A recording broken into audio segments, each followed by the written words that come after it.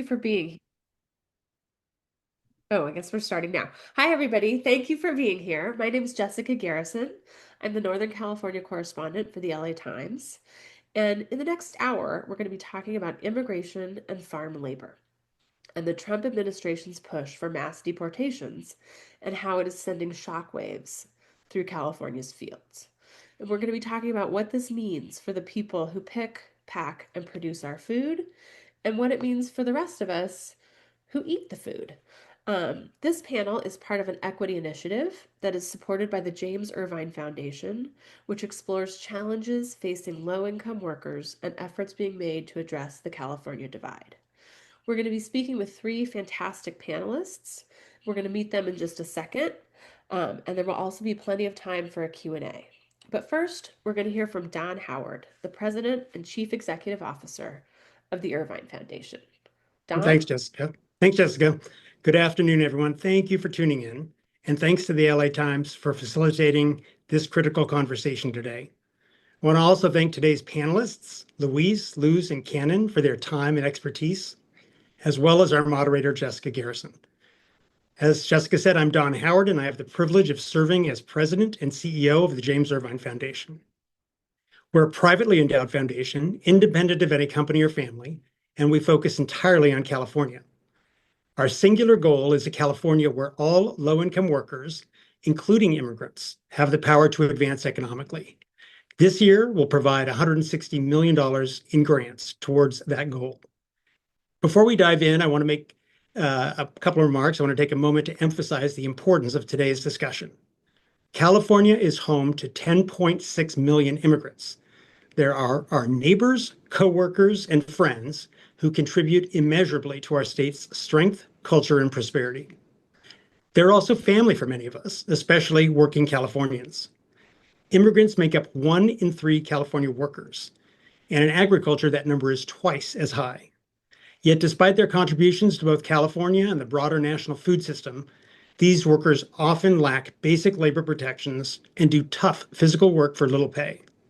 When immigration raids create fear in farming communities, workers stay home, crops go unharvested, and our food system becomes less secure. The economic stakes are enormous. Agriculture is a $50 billion industry in California, and it generates at least $100 billion in related economic activity. But this just isn't about numbers. It's about the families and communities that depend on and deserve stable, dignified work. Immigration enforcement that ignores economic reality doesn't make us safer.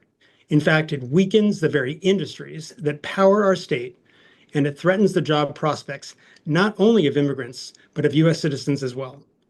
A recent study by the UC Merced Community and Labor Center, an Irvine grantee, found that immigration rates in June coincided with a 3.1% drop in employment in California, a decrease we haven't seen since the pandemic, and that 58% of this drop in employment was U.S. citizens. Building an equitable economic future in California requires recognizing that immigrant workers aren't just filling jobs, they're sustaining entire sectors of our economy.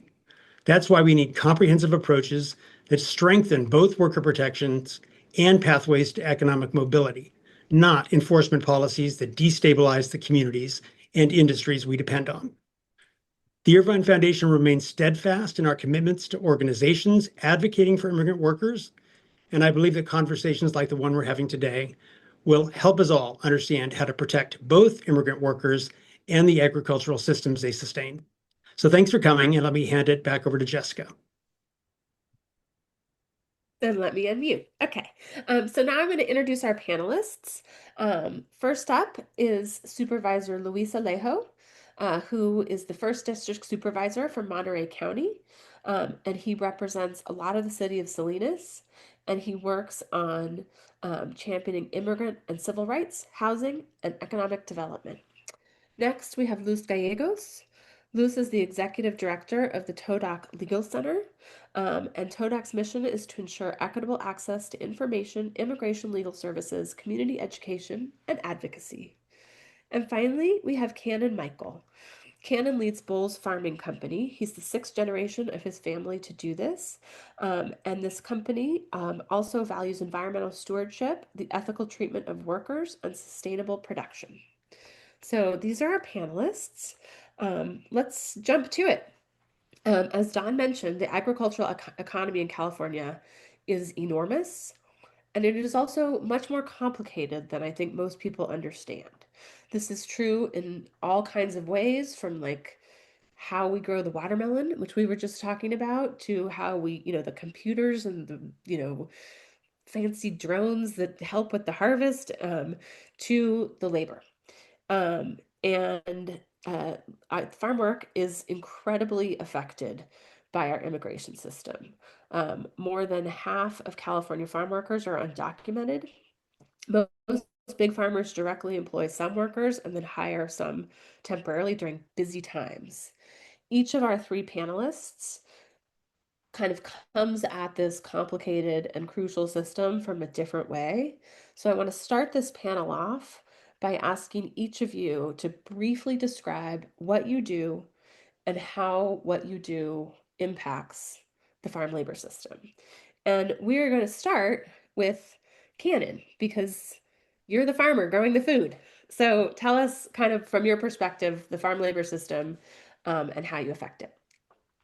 Sure. Yeah, thanks. And I appreciate the opportunity to be here with the panel and talk about this important issue. But so we are farming here in the Central Valley of California in Merced County, grow a lot of vegetable crops, carrots, garlic, onions, watermelons, cantaloupes, sweet corn, a lot of healthy food, processing tomatoes and fresh market tomatoes. And so again, on a daily basis, we're relying on our workforce to help get all these products to the market. And I'll just say my first dollar I ever earned in my life was as an irrigator here on the farm and working alongside the people, and gave me a deep appreciation for what it takes and the dedication and the skill and the tenacity that the folks have to be able to execute the work that we do, and just a critical part of bringing healthy food to the market and to not just the folks in California, but California is supplying fresh fruits and vegetables across the country.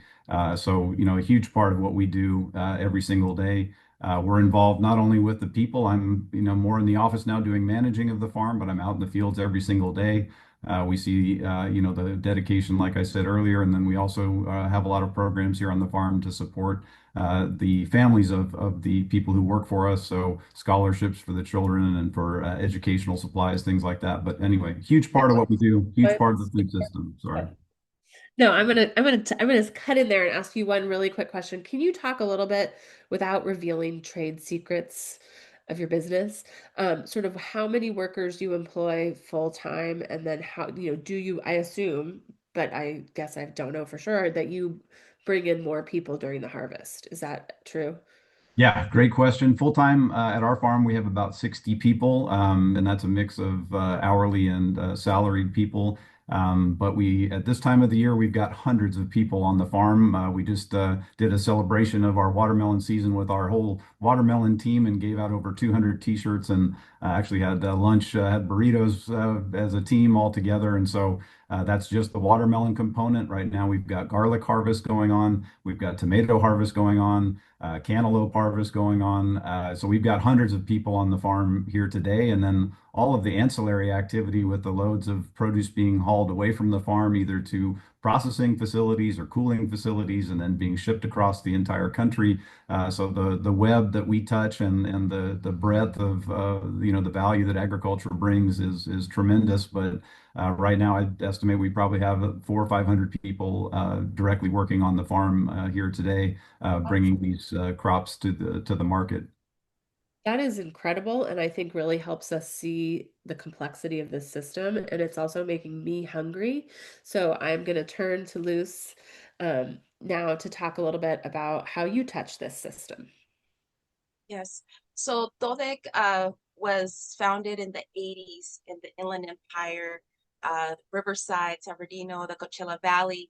The organization was founded out of pain and struggle of our farm worker community, especially in our border region. Uh, Portions of Riverside County, especially Coachella and the Paris Valley, all the way to Tijuana, all the way to Mexicali. We are a border region. So out of this struggle, our founders founded the organization to organize farm workers, to elevate their stories of struggle, to create systems that address their needs. Through the years, as a community organizing, civic engagement, and advocacy organization, we've grown to provide and fill in the gaps of the Inland Empire by providing immigration legal services, community education, youth development, community development, but most importantly, elevating the stories of struggle. Our jobs as organizers is to really uplift the stories, the pain, and struggle of this very vulnerable workforce, that they only ask to work so they could provide for their families. And through the history of the organization, helping thousands of immigrants gain their immigration status when the amnesty happened in the 80s, moving forward to now helping over 350,000 immigrants to become U.S. citizens and engage voters in our region, has been very powerful as we've seen the empowerment of our immigrant community in our region. But our community is still suffering, especially workers that don't have access to privilege, and it's our responsibility and our conscience to uplift the stories of struggle and to create consciousness, to really create systems that address this vulnerable community's needs and struggles. And Supervisor Alejo, same question to you. How do you interact with our farm labor system? Yeah, well, first of all, thank you to the LA Times and the James Irvine Foundation for having this discussion on one of the biggest policy and legal issues of our time. But this is also a very personal story to many of us. I'm a son and grandson of migrant farm workers who came to work hard in the agricultural fields of California just to give their children and grandchildren a better life. So I today stand as a county supervisor where we deliver core county services to the community. But on every emergency, whether there are wildfires or floods or the COVID pandemic, or now under this threat to agriculture, we are working closely with our farmers, with our agricultural associations, because we know that this is going to have a tremendous impact on our county. I represent the Salinas Valley, one of the richest agricultural areas in the world, the home of John Steinbeck. They call us the salad bowl of the world. If you're eating a salad or you're enjoying strawberries, they were likely grown in the Salinas or the Pajaro Valley right next door to us. And so California has an impact on our nation's food supply.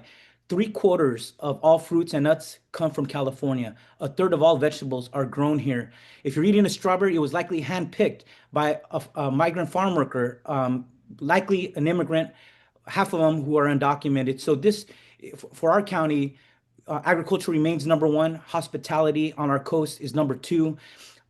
Heavily dependent on immigrant labor. So when we're seeing threats of immigration raids occur in Southern California, in San Diego, in Ventura County, and even in Bakersfield last January, we are paying attention because it's already having a ripple effect. Families are afraid. They are not sending their kids to school. They're not going out to shop, eat at restaurants, or go to retail stores. So we are already experiencing the decline and negative impact on our businesses, even though these raids are occurring far away. That is just it's like you just set up the next question. And here is the next question, which is that, each of you, you're in different places geographically, and you're in different places within the system. And I wonder if you could pretty briefly just talk about how these raids that, have swept through Los Angeles have affected day-to-day life in the places where you are and the people that you work with and represent. And I think Luz will start. Now we'll just go south to north. So we'll start with you because you are south. These different attacks against our community has definitely impacted our community's well-being. Everybody's seen in the news, the death of two hardworking men evading raids, the death of Jaime Alonis Garcia and Carlos Roberto Montoya. This is the reality that our community is living in. We see our work in the trenches. We get to hear directly from the workers and the families and the kids of I want to say, and this is real, psychological warfare, psychological terrorism that's really hitting our community. It's impacting. Can I ask you this? Can you give some sort of specific examples that you have seen? Yes, I want to share a story. I have permission from, this is one of the many stories that we that we hear from community, and this particular family gave me a permission to share their story, and I'll also share their picture. Uh, this particular family, the raids and the trauma that all of this attacks continue to hurt our communities. When undocumented immigrants lifelines are impacted, so is their mental well-being. When workers don't have access to privilege and they fear even going out to work, they're losing a lifeline. They're losing money. Oftentimes we hear from workers, we just want to work. Nomás queremos trabajar. That's all we ask. We're not criminals. This particular family, this particular compañero, over 30 years working in the fields of the Coachella Valley. His kids found him hanged from one of their pine trees behind their trailer home.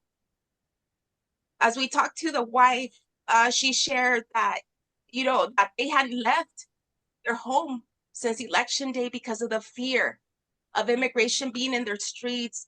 The kids saying, "Papa, no vayas a trabajar, don't go to school, don't go to work because I don't want them to take you away." These are the real stories of our community that's impacting not only their families, their kids, but our entire economy. We're seeing this family, he was going through trauma because of the financials and owing money and not having access. And we know that mental health is a big factor, and how all of these attacks and the fear that's being that our community has is real. But then when their well-being, their financial well-being is impacted, so is their lives. And this is what we see very commonly, very frequently with the workers. If they don't work, they don't eat. Not only their well-being is impacted by their families, but also our communities. We hear from growers that sometimes when the word is out in the community that there's immigration out in the streets, their entire crew doesn't come out to work. And imagine it's not only impacting the well-being of the workers, but it's also impacting all our ecosystem. So I was going to say, everyone's setting up these beautiful segues, but I think if you don't mind, if I could then toss it to Cannon, who, you're in Merced County. As far as I know, there haven't been any big raids of farms in Merced County. So I'm guessing that your workforce hasn't been directly impacted, but do you feel the impact of this nonetheless? And if the answer is no, we'll just go on to the next question. But what does it look like from where you are? No, you're right. There hasn't been anything directly happening in Merced County, at least on the agricultural side that we've seen. But I think Luz did an excellent job illustrating, the human impact, and I think that has definitely been something that we've witnessed. I know we're going to have a little opportunity to talk more about that in a few minutes, but I think it's been very demoralizing. I think, creating a culture of fear and intimidation is not something that is helpful to any workforce, and so. I've had farmers that I know down in the Ventura area in June prior to the other raid at the cannabis facility. There was raids down there where their operations were disrupted again, as Luz described, where people aren't wanting to go to work and show up. And so, we right now, I just mentioned a few minutes ago about the number of people that are on the farm harvesting. If there's a disruption in that harvest cycle, it has again this massive ripple effect. The crops will spoil in the field. Any of that production that we've worked so hard to get, to this point would be completely lost. And so there's a lot riding on the line from like the farmer and the grower side. There's a lot riding on the line, obviously, on the human side for the workforce. And so, we've been sort of crossing our fingers and hoping that nothing, shows up here in Merced County. But again, it's a day by day situation, and it seems like policies seem to shift really quickly right now. So we're certainly, extremely sensitive to what's going on, and we're trying to support people and with their mental well-being, as well as, again, the opportunity to work and get the crops that we've taken all the way through. A lot of these crops were planted in the winter time and now are coming off, or the early springtime. And so, huge investments that we've made in the crops and to get them here to market. So anyway, so there's a lot, and I think Luce did a great job of unpacking the human side of it, and we're definitely trying to do whatever we can to support our people and kind of weather this storm that we're going through. Thank you. Supervisor Alejo, can you talk about what it looks like from your perspective? And talk to me a little bit. As far as I know, your county's been also pretty low impact from direct raids, but correct me if I'm not, if that's wrong. First of all, Jessica, unfortunately, this is not the first time the immigrant community has been scapegoated in our nation history. We've been demonized and targeted many times before in the 1930s, in the 1950s, during Prop 187 in the mid-1990s. Unfortunately, our communities and our families have gone through this traumatic experience before. We expected the very worst to come in the new year on January 20th with the new administration. So our county on December 4th formed a county immigrant rights ad hoc committee to start preparing. And sure enough, in early January, even before the new administration came in, a rogue border patrol unit out of Imperial came to Kern County, sent 65 officers, and started conducting indiscriminate raids against farm workers on the roads in and out to those farms, at the Home Depot for day laborers, and at a popular convenience store. They said they were targeting criminals, but when the ACLU and the United Farm Workers filed a lawsuit, out of 78 arrests, only one had a prior criminal or immigration history. 77 had no histories whatsoever. So the image and the overgeneralization of who they are arresting is untrue. They are targeting anyone they see that is a person of color, a brown person who looks like a farm worker. And so in our county, we've had to prepare our communities for the very worst, informing them of their rights. We have distributed over 100,000 red cards. We have held forums all across our county. Our largest one attended Stop by you right 800 there because I residents. bet people in the audience, there are probably some people in the audience who hear red card and think soccer, but I don't think you're talking about soccer. What is a red card? A red card are these know your rights, constitutional rights, information that you put in your wallet so that if you are stopped by La Migra, Border Patrol, or ICE, you could be prepared on what to do in those situations. As we know, our families, our workers get nervous in those situations. Our county paid for those and distribute those with our community partners, with our ag associations, hospitality associations, schools, hospitals, many other key partners. But that wasn't enough. We had to put some of that information in multiple languages, including indigenous languages, because not everything is in written format for some of our indigenous communities from Oaxaca. We put Spanish radio and TV ads on television on the air to inform our residents of their rights. That has been very helpful.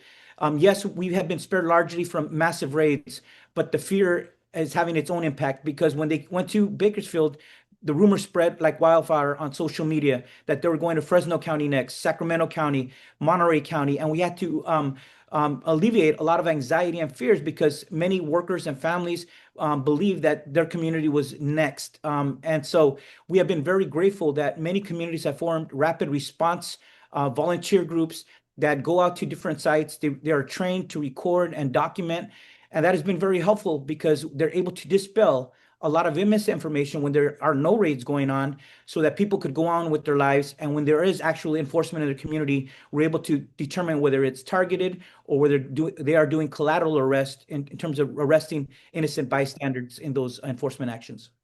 So the answer to this question, which I'm going to give to all of you, but it could be a really short one word, no. Um, so feel free. Does from where you all sit, has this affected food production in a profound way this year? I mean, obviously it has deeply affected the production in the sense that the people who are giving us the food are stressed and, enduring trauma. But if all I care about is my delicious strawberry, have I been affected by this yet? And will I be? I think it would be hard at this point to probably put a fine point on that, or like to an exact number, but I think we've also created a food system where we're fairly insulated from a lot of changes. But like I said, any real disruption that comes at this time could be, it's at any given moment when farms are in the height of production. There's huge potential for impacts. And so again, our region right now is in full harvest mode.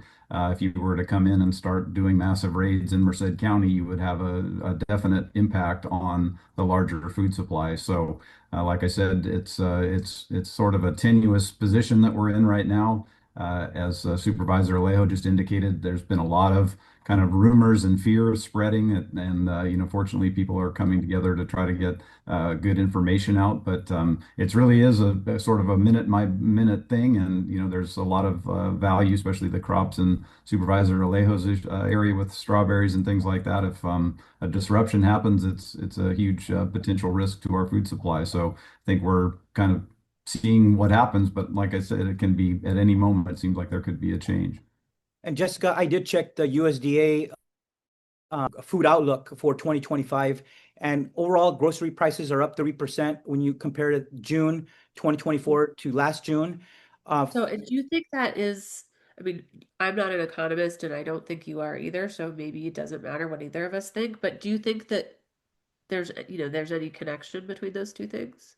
I believe so. And I just wanted to say that the farm level fruits are up 11% from June Yeah. of last year to this last June. But it's hard to isolate because there is other factors going on, right? Tariffs, there's labor shortages, weather has its impacts on all these food prices. But what I can tell you in the Salinas Valley, there's been major trends because there was already a domestic farm worker labor shortage. And those farms that can afford to go through the very rigorous and very expensive process of contracting H-2A workers are doing it. Many of the small family farms cannot afford that And because I'm just going to stop you right here for those of us who don't know what H-2A is. It's a guest worker program. So that it's a different mode of farm labor than I think most people are used to. And you saying H-2A is way up uh, in. yes, I think overall in our country, I think we nationally we have I think 400,000 H-2A workers, the highest that it's ever been because of those already existing domestic farm worker labor shortages. But this guest worker program has very strict requirements. One is there's a lot of paperwork and a lot of regulation attached to it. Number two, farmers have to provide housing, they have to provide all the meals, they have to provide transportation. So it does have an impact when you have to rely more on a very expensive alternative. It's going to naturally impact the cost to consumers. The Walmarts and all these national grocery stores, they're buying it, but they're passing off those additional costs to the consumer. So it is going to eventually hit our own pocketbooks across our nation. So we have just a little more time before we open it up for Q&A. And I think we're going to do two things with that little bit of time. So audience people, if you have questions, you can put them in the chat. Before we slip to the Q&A, I wonder if, very quickly, each of you could name one policy that you would like to see put in place in this arena. And then I want to leave a little bit of time for you guys to ask each other questions that you have just sort of always wondered. So in terms of one policy that you'd like to see put in place, Luz, let's go with you. Yes, and this is something that we've been advocating and organizing around ever since the last piece of legislation that we had that gave a pathway to legal permanent residency and citizenship was the amnesty IRCA that was mobilized by community, but it was signed by President Ronald Reagan. Since then, we haven't had any type of piece or pathway to citizenship or any type of legal status. A lot of times folks ask us, why don't they come in legally? Why don't they access citizenship if they've been here for so long? There's no pathway, within our legal work, from our legal side, what we do screenings. The majority of the farm workers that we screen don't qualify for anything. So there's no legal pathway. So the idea and the solution to all of this would be an immigration reform. Where farm workers and community that qualifies is able to have access to obtain a legal status. And also, again, the economic development piece, any policies that focus on labor policy that really emphasizes in farm worker justice. That's something that's well needed. Also social welfare, any policy around that. But we see the solution being a fix to our immigration system. Okay, perfect. Supervisor Alejo. Yeah, absolutely. The Farm Worker Modernization Act is a legislation that should be approved. This seems to be an area that where bipartisan support should exist. The House supported it in 2021, but when it got to the Senate, it wasn't given a hearing. But even President Trump has expressed support to do some program for farm workers and for the Dreamers. But yet he says one thing, and then I think his extreme staff, such as Stephen Miller, have him do something else, because a few days later they were raiding farms in Ventura, even though he had just expressed support for having a program to create a pathway for farm workers to not be entangled in these enforcement actions. So that is a legislation that's out there. It should find bipartisan support, and there is solutions on the table. All right, Canon Michael. Yeah, I think we absolutely need to recognize that these folks are doing an incredible service and providing, such a huge value. I agree that there has to be some kind of intelligent reform and some sort of pathway. We're currently hearing of the desire to have 100% American workforce doing this work, but I think there has to be a recognition at the same time that the average person is not able to do this work and not willing to do this work. And so we have to give a pathway to the folks who've been here doing the work, doing the valuable service that is supporting a lot of the activity in this country, bringing healthy foods to our tables. There has to be better, better pathways, better opportunities to respect the fact that we have a valuable workforce here that needs to be recognized, that needs to be understood that they're not taking jobs away from other folks. We went through the economic downturn. Nowhere was harder hit than Los Banos, California, here by our farm. We didn't have people coming out to the farm asking for jobs. We give good benefits, good pay, all those things. So we have to find ways to be more intelligent about what we're doing, and again, recognize the extreme value, and also recognize that there's times when folks just want to be here, earn money for a few months and help with our harvest, and then sometimes go home. It's not everybody wants to, like, citizenship permanently. So there is a need sometimes to have that opportunity to bring people here when we can get some of the work done and that they would like to return. So we have to come up with something better. I would just say nobody who's working these type of jobs and putting in the hours that they're doing in the heat and the difficult conditions, none of these folks are criminals who are doing like nefarious activities. These are folks who are just hardworking, trying to contribute to their families and to our society. And so we have to, again, find better ways to have intelligent conversations around this. Do you guys, now I'm going to put you all on the spot. The answer again could be no. Do you have, before we go to the Q&A, and everybody out there, please put your questions, if you have them, in the Q&A. Do you guys have any questions for each other? Now I feel like the math teacher. I would ask this Luz, because I know, I think I know the answer, but I'm here on the central coast of California.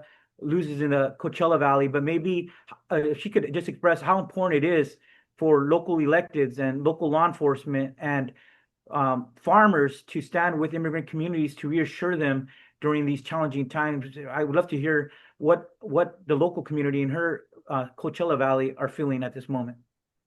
Yes, in Coachella Valley, we have amazing leaders like our Supervisor Manuel Perez and other supervisors that we have. Supervisor Manuel Perez is our supervisor for Coachella.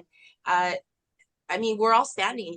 We had a resolution passed in the county. Also, a lot of cities within the community are standing together with immigrants. Our growers, we work very closely with our growers because they understand if they don't have a strong workforce, they won't have a strong economy. So during these difficult times, we haven't seen more allies than ever. During these times, because for us it's about the human beings, but for others it might be their economy. But whatever it is, we're standing together, because we know, and we've in communities that never thought of immigrant workers, the need of immigrant workers, are now valuing what our community brings. Because I know the previous question was the shortage on food. We are already seeing the cost of goods going up. We're already seeing the impact on our local economy. So more than ever, we see every sector is standing, the importance of standing together to see for the well-being of our workers. But for us, again, it's for our workers, but for others, it might be their economy, but whatever it is, it's hurting everybody. Any other questions for each other before we go to our beautiful audience? No, just got one thing that I wanted to just express on the policy side is that I think public opinions when it comes to immigration enforcement are going to change not only within the Latino community, because that was one sector that we had a portion of our voters that were shifting towards supporting Donald Trump. But I think as you see enforcement actions, now our communities and our families are saying these are not just statistics. These are not people who just are living somewhere else. These are now our neighbors, our own family members, our own coworkers, people within our own communities. And so you're seeing the polling and the opinions change dramatically, whether it's restrictions on asylum or on TPS. Almost 60% of Americans disfavor that. And when it comes to Trump's job I'm thinking immigration, here. I love that I get to interpret you. TPS is temporary protected status, correct? That's what you mean. protected Okay. status for a lot of our Central and South American migrants. But also when the Gallup poll, the recent Gallup and CNN polls showing that almost 60% also disfavor the job performance on immigration enforcement. So I think as they continue these massive raids and arrest of innocent people, not the serious criminals that they are always touting, they're arresting hardworking immigrants within our community. I think Americans will continue to change opinions, especially when it starts hitting their pocketbooks at the grocery store. All right. And Thank one more thing, Jessica, I didn't illustrate. There was a situation. I mentioned we haven't had any direct raids here on the farm, but I was in conversation with one of our employees about 2 or 3 weeks ago, and as we were talking, she got a text on her phone from her children's school saying that there was an ICE presence in the area and that the school had protocols to protect her child. But you can imagine, as a person in the middle of your workday, getting that kind of information, how scary and how distracting and how like frustrating all those things and the emotional toll that that takes. Again, that's a real impact, and to the idea that that will slow productivity and hurt how people operate. I mean, it certainly can. We can all put ourselves in that kind of situation and see what that would have done to our emotional state and just our overall well-being to have something like that happen to us. So I think it's very hard at the times to exactly pinpoint how much maybe that impacted her productivity or whatever, that whole group of people who got those texts. But certainly we can easily put Yeah. ourselves in a situation where we Weighing on understand everybody. that. Yeah. Well, that goes very good into one of the first questions we have from our chat, which I think is a question. Some of these questions I'm going to direct at individuals, but I think I'm going to put this question to all of you. Someone wants to know, what can the general public do to help immigrant farm workers and support immigrant farm workers? There Anybody? are different ways people could show up.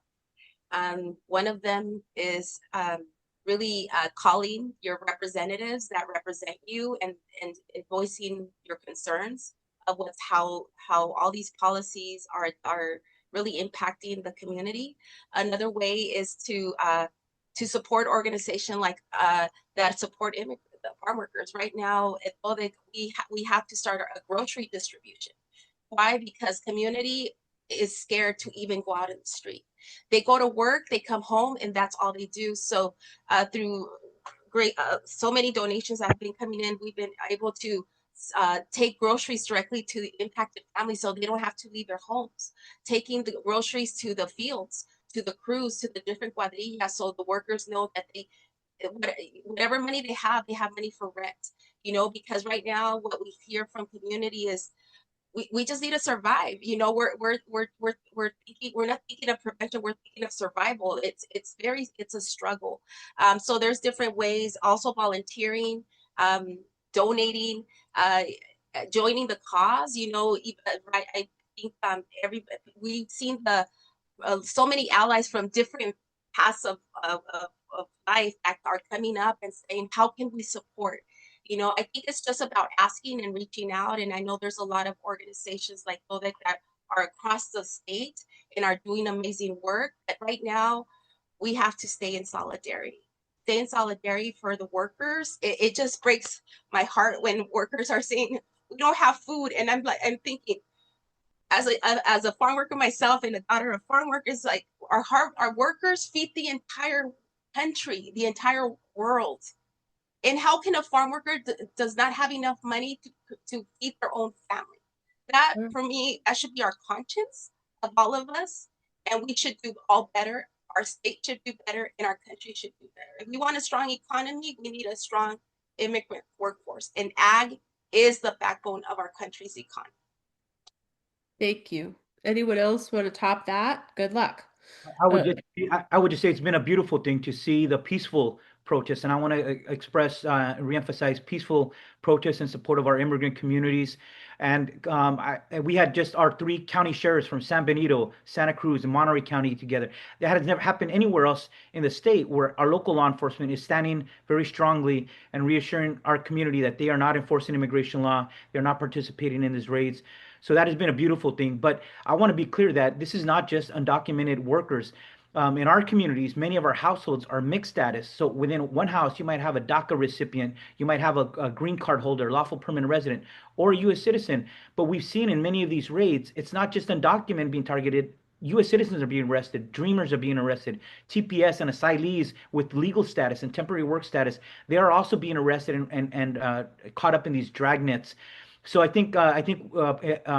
every resident could educate their neighbors and their families about what's happening. But there's also volunteer experiences. The Rapid Response Network has been one of the most effective, I think, where local citizens get trained and they're really able to help local governments, our local law enforcement, our local employers know when something is really happening, if enforcement is happening or it's not happening. That has been one of the best and most effective tools that has helped us because rumors are constant. They spread like wildfire, and to dispel those and get accurate information out to our families and our workers has really been a godsend. Hannah, do you want to add to any of that, or do you want to hear the next question? No, I definitely think that I agree that we have to hold our elected representatives, accountable, and we have to find ways to get intelligent policy. We've been kicking this issue around for way too long. To me, it's not a political issue. It's a national issue of importance that we have to just depoliticize and find solutions because it's not doing us any good to just continue to push this down the road and not acknowledge the challenge that we have. And I think certainly we're seeing a lot of tension right now, and I hope that there's ways to get some meaningful reform passed. But again, we have an opportunity, and I think we need to get people to be held accountable. We need to make this not a left wing, right wing issue. It's a human issue that we need to solve. It's a backbone of our country's food security. We have to do better than what we've been doing, and dignify the folks that are doing this really difficult work, and understand that it is not taking away from others. It's additive. It's also part of our construction and hospitality industries, the same kind of situation. So I think we have to do a lot better than what's being done. And the way we do that is hold our elected people accountable. All right. This next question is, I think I understand it, and it's a question for you, Cannon, but I think other people could jump in too. It's to sort of, can you, as I understand the question, talk a little bit about how, just direct ways that you know that farm workers contribute to the economy through employment taxes that you pay and other taxes that people pay. I think it's sort of, I might be messing that question up a little bit, but like, I mean, I I would guess, probably, I'll think along the lines of what I can understand. I mean, we as an employer, obviously, we collect all the relevant documentation needed to employ anybody at our company. And so, we have a mix of people that are, like I said earlier, that are our own employees. Obviously, for all of them, they're subject to the normal withholdings and everything, that goes into that. So, if somebody happen to not be documented and an employer is withholding from their paycheck, Social Security, and other things, that those folks would never be able to access, even though they're paying into those systems. So I think that's sort of along the lines of where that's going. But I mean, certainly we withhold everything, and we're just as liable for the California passed some laws that labor contractors and growers, I mean, we're essentially, if they have to be following the practices, or the growers are liable for their, if we In other hired a words, your labor bad contract. labor. So they're all withholding and doing the same things. So, there's a lot of dollars that are flowing into systems, supported by the tax dollars. And if, again, those people are not documented, or have provided false documentation, possibly, that they will never be able to receive any of the benefits of Social Security or any of those things that they're paying a lot of money into already. And I think there's evidence in some studies that show that it's a fairly significant amount of money that's flowing in through tax dollars that won't be recovered by those people. Maybe that's propping up Social Security, in other words. Beyond payroll taxes, here in county government, we also know they're paying property taxes, they're paying sales taxes. They're other what they're earning, they're spending in our local community. So there is a multiplier effect when these workers are able to be employed and provide for their families and contribute economically to the strength of their local communities and the state of California. As we're talking about payroll taxes and everything, I really want to uplift the reality, the cruel reality of undocumented workers. All of us pay into our payroll taxes, our unemployment, Social Security.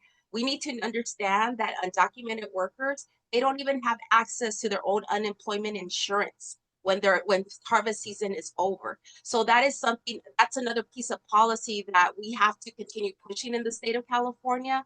More than ever, we want to make sure that our workers have access to their own money. It's money that it's work money that it's going into a trust fund that they'll never see unless they have an immigration status. So this is a cruel reality that our workers are paying taxes, they're feeding our families, they're creating our economy, but they don't even have access to any type of benefit just because they don't have an immigration status. Not even their own work benefit, which is unemployment. So this is something that's very important that we really continue to elevate, because a lot of folks ask, oh, they are taking our benefits, they're taking this. They don't qualify for any benefits. They don't even qualify. They can't even tap into their unemployment insurance. So this next question, we're going to start with Cannon because it is a question for you, but then we're going to open it up to everybody else. And the question is, what is the range of approaches and attitudes that growers and farm labor contractors are taking as far as protecting their employees in this moment? Are there things that you are doing differently this year to Oh, protect them? absolutely. I mean, we first had a very large, when all this started, we had a very large educational component to make sure our people understood what their rights are. There still are rights for people, and people can't just come onto the farm and just do whatever they want. So, we taught our supervisors about what type of warrants would need to be presented, what the procedures were to, make sure that things happened in an orderly and, a fashion that didn't endanger people. The fear and people just, showing up and doing things to, essentially create that culture of fear that could happen. I mean, we want people to stay safe and calm, know that there's a process that we were going to hold the people coming to the farm accountable to follow, that we were going to check for appropriate documentation. I mean, so that's never something that we've had to kind of worry about in the past. It's something that we spent a lot of time on, but it was really to provide information, to provide that it isn't just, the Wild West out here. People can't just do whatever they want at any time. These are still human beings who have rights, and there was a process that we were going to follow to protect them. So that was very clearly outlined from my position all the way down through the entire organization. People knew that there was going to be a process to follow, and that we were going to do what it took to make sure things happen in an orderly and protective way for our people. And now I'm going to toss it open. Liz, it looks like you're getting ready to talk. Yes, I just want to touch on that because we've seen with the work that we do in the trenches with the workers and community, what we have been doing is working alongside with our local growers. They're allowing us to come into their work sites and talk to their workers and share the Know Your Rights information, share the red cards. I know in our region we dispersed over 2 million red cards in our region to make sure to protect, because the red card is it's a tool that our workers are commonly using. But then just the importance also, what we've seen a lot of growers is implementing policies within their work sites. and really training their front supervisors as far as if ICE shows up, what are the protocols and who is the person. So this is something that we've been helping our growers think through. And in addition, if they don't have a warrant, a search warrant, they can't come into your land, close your gates. These strategies have really worked with we had a huge operation in the valley a couple months ago, where we saw that we work together, not only with the growers, with the schools, with our partners, with media, and how we were able to shield our entire valley. Those are the type of strategies that we're doing, and it's really bottom up and top down, because that's the way we have to protect our community during these very difficult times, by working together. And Jessica, I would add that it's been interesting to see that employers want the Know Your Rights information as well. And we have a placard campaign for all our small businesses in the Tri-County area, so that workers at the different businesses could insist that if ICE agents were to enter the non-public areas, that they cannot enter the human resources offices, records offices, areas that are not open to the public, and to not consent for them to enter if they do not have a judicial warrant signed by a judge. But those efforts have also continued at our local hospitals and health clinics, our school districts, as you had brought up earlier. We're also supporting legislation to tying that up, to make it provide greater protection, so that ICE agents or Border Patrol agents cannot enter our schools, because those are safe havens, and also other areas. I know the Judicial Council has been very worried that even before the recent enforcement actions about arrest and raids taking place at our local courthouses, when local residents are trying to attend their court hearings. All right. So this next question, maybe I just don't know how to ask questions. I think is more a sort of a structural question that also deals with, I mean, I'll just read the question. They're wondering how the system of farm labor contractors in California in this moment is impacting the welfare and treatment of workers. And I think in order to answer this question, it might be helpful to explain to the audience what the system of farm labor contractors is, because I bet a lot of people don't know. Who would like to take that and then answer the question?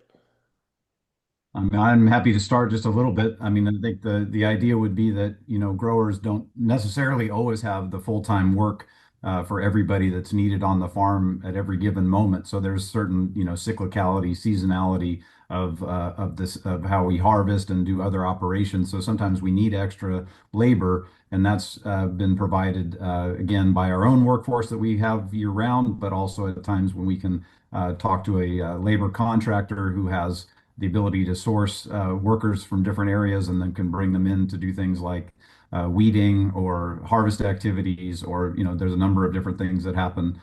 So it's essentially, that's the system where the grower can have a farm labor contractor. I will say, and I mentioned it a minute ago, that there was legislation passed that put the grower to be liable for the actions of the labor contractor. So it wasn't always that way. But so again, if we happen to hire a labor contractor that's not following the proper procedures, paying their workers correctly, providing the rest and shade and all those things that are mandated by California, the grower ourselves can be liable for their bad activities. So we very carefully select who brings us our folks and who we work with. So it's very important that we, have those people. But the labor contractors provide a valuable service to bring labor at critical times when we don't have the capacity of our own full-time labor. And I would agree that that's the picture here in the Salinas Valley as well. But I just, as a former farm worker rights attorney with California Rural Legal Assistance, I would just attest that California has among the most restrictive labor protections out of any state in the country. And that has been intentional over the years, providing greater protection. So I just want to put in that context that there is some strong oversight through our statutes under California law. All right, that brings me, we have like 5 minutes left. So I want to ask, this has been in some ways a very heavy topic. There's a lot of, worry trauma concern. So I want to go out on a happier note and ask each of you to talk about what you see in this moment, what gives you hope, what gives you joy, um, what surprises you in a good way. Who wants to go first with the happy thought? Well, here in Salinas, I would say I just saw some school kids at a return to school night with their parents, and despite all the fear and anxiety, parents took their kids. They attended. They had a musical performance by young mariachi juvenil. For me, that was just a moment where I saw that despite everything our families are going through, when they see their kids up there, that what makes it all worthwhile. They take the risk.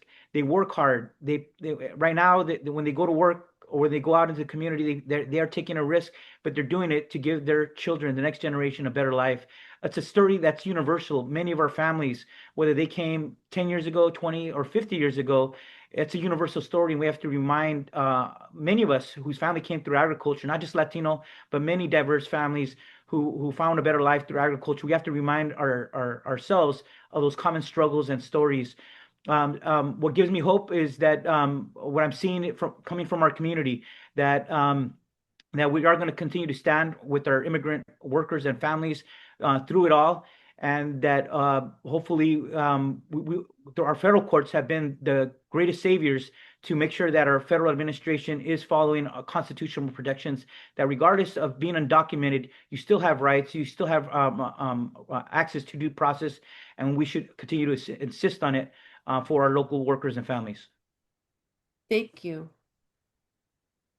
What brings me Oh, yeah. hope is the resiliency of our community, of our workers, that working with them and talking to them, we see the pain and the fear and the trauma, but then they still have that hope that they're in the state of California and we're throwing down for them. And in addition to that, what brings me hope is our youth, our kids that are so resilient that they're seeing everything, all the pain that themselves are going through, their families, their friends, their neighbors, but they're paying close attention because they know that justice, that they're the next generation and they have so much power in their hands that they're not taking things for granted. So although we're going through so much pain, this time is going to pass and our community is going to come out stronger because of the pain and struggle.